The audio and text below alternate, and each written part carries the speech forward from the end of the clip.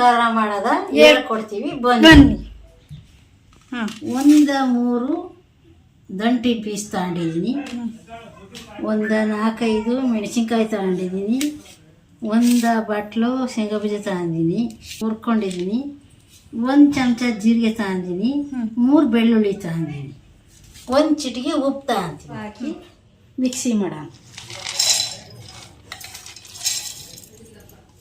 ಉಪ್ಪು ಹಾಕಿ ಅದಕ್ಕೆ ಹಾಕಿ ರುಬ್ಬಿರೋದ ಈ ಥರ ದಂಟಿಗೆ ಹಾಕಿ ಮಿಕ್ಸ್ ಮಾಡಬೇಕು.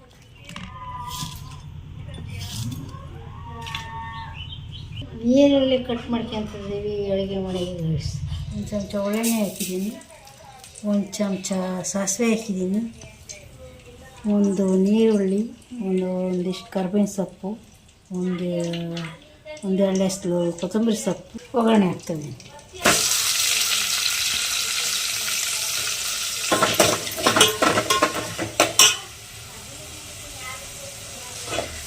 ಈಗ ಇದನ್ನು ಕಲ್ಸೋದು ಈ ಥರ ಕಲ್ಕೋದು.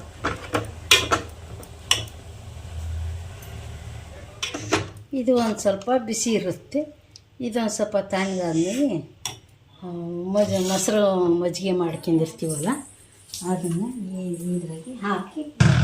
ನಮ್ಮ ಕಡೆ ಆಶಂಬ್ರ ಅಂತೀವಿ, ನಿಮ್ಮ ಕಡೆ ಏನಂತಾರೆ ಅಂತ ಕಮೆಂಟ್ ಮಾಡಿ ಫ್ರೆಂಡ್ಸ್.